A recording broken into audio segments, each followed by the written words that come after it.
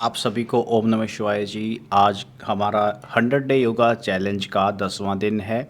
आज भी सुबह-सुबह सबसे पहले उठ कर के हमने एक ब्लैक कॉफ़ी पी। उसके बाद जैसे ही घर से बाहर निकले, आज का जो वेदर है काफ़ी शानदार था।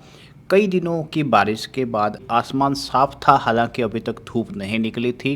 फिर हम अपने मार्ग पे प्रस्थ हो गए और धीरे-धीरे चहलकदमी करते हुए सड़क के ऊपर गए। उस स्थान की ओर बढ़े जहाँ पे हम अपना वार्म अप करते हैं, अपनी एक्सरसाइज करते हैं।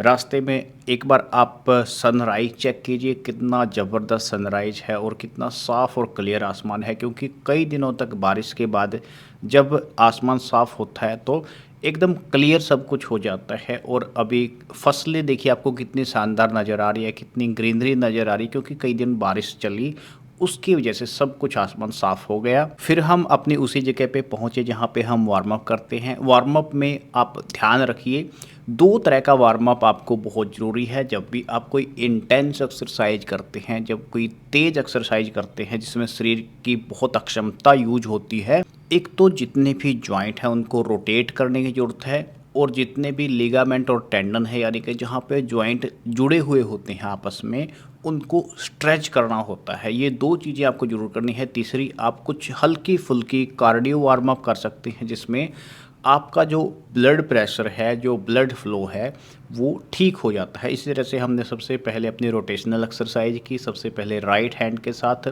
फ्रंट में रोटेट किया, फिर बैक में रोटेट किया, फिर इसी तरह से लेफ़्ट आर्म के साथ फ्रंट में रोटेट किया, बैक में रोटेट किया, अपने मिडल पोर्शन को रोटेट किया, नेक को रोटेट किया, शोल्डर को रोटेशन दी। शोल्डर की रोटेशन बहुत ज़रूरी है, क्योंकि शोल्डर एक बहुत ज़रूरी जॉइंट हमारा है। उसके बाद पैरों के साथ भी कुछ रोटेशन एक्सरसाइज की। एंकल की जो रोटेशन है उसको करवाया। घुटनों की, नी की रोटेशन आप कभी भी मत करवाइए। कई बार ऐसा दिखाया जाता है कि नी रोटेशन भी करवाते हैं बहुत सारे, लेकिन जो घुटना होता है वो, उसका जॉइंट का जो नेचर होता है वो एक हिंज जॉइंट की तरह काम करता है। वो सिर्फ आगे और पीछे रोटेट कर सकता है, साइड में उसकी रोटेशन नहीं होती। तो समय के साथ आपके घुटने में प्रॉब्लम आ सकती है, इसलिए ऐसा मत कीजिए। रोटेशन अपनी पूरी करने के बाद हमने हल्का फुल्का स्ट्रेच किया, अल्टरनेट टो टच किया। उसके बाद हमने कुछ कार्डियो वार्म अप की, जिसमें हमने ऑन स्पॉट जंपिंग की, ऑन स्पॉट रनिंग की। पहले ऑन स्पॉट रनिंग स्लो की, फिर थोड़ी फास्ट की।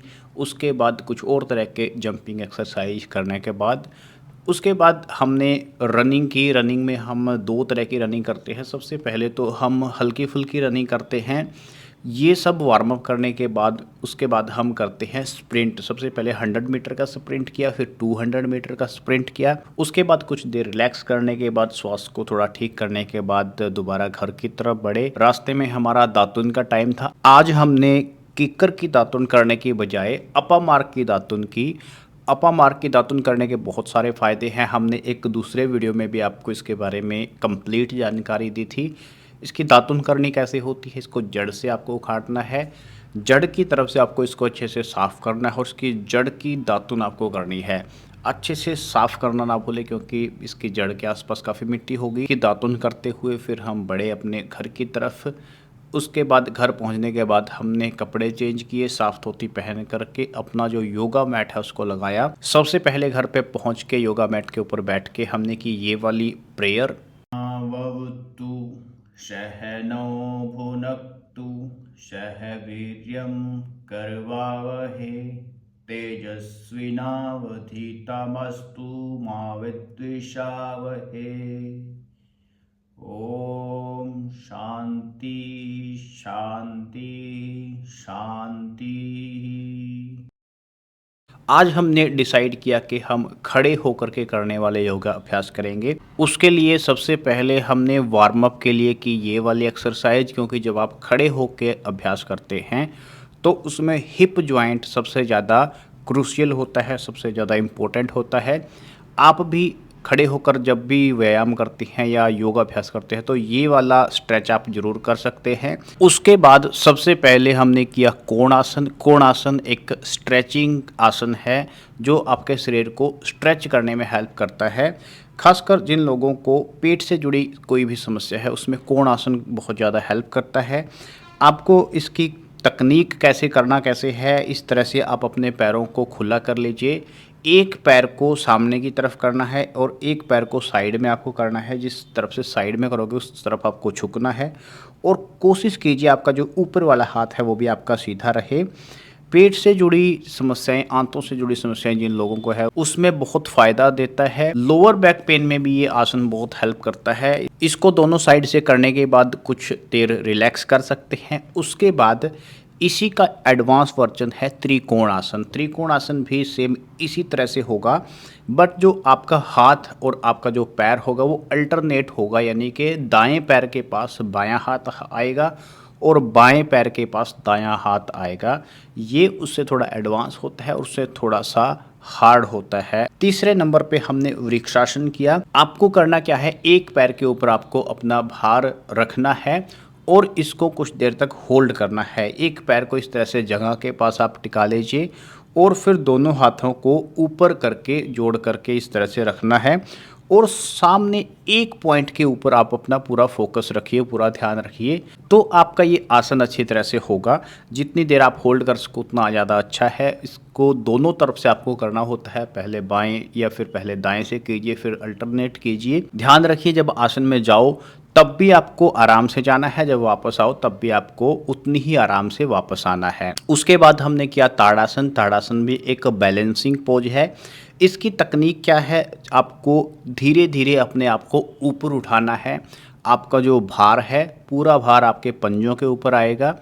एड़ी को आप इस तरह से ऊपर उठाओगे, दोनों एड़ियों को मिला करके एक साथ ऊपर उठाना है और जैसे ही शरीर ऊपर की तरफ जाएगा आपके हाथ भी वैसे ऊपर की तरफ जाएंगे और एक पॉइंट आएगा, वहाँ पे आपको होल्ड करके रखना है। शरीर के बैलेंसिंग के लिए बहुत ज़बरदस्त आसन है।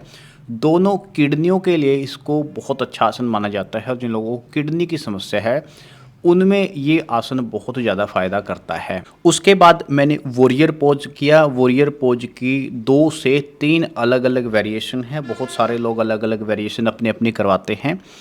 पिछले वीडियो में मैंने एक दूसरी वेरिएशन करवाई थी।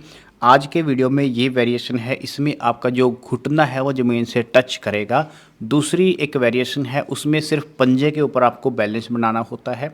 ये भी एक बैलेंसिंग पोज है। पहले के समय में जो थल सेनाएं होती थी, जो लड़ने वाले सैनिक होते थे ज़मीन के ऊपर, उनको ये आसन रोज़ाना करवाए जाते थे क्योंकि उनके जीवन में बैलेंस बहुत ज़्यादा अहम रोल करता था। इसीलिए इसको वॉरियर पोज का नाम दिया गया है। दोनों तरफ से आपको ये करना होता है।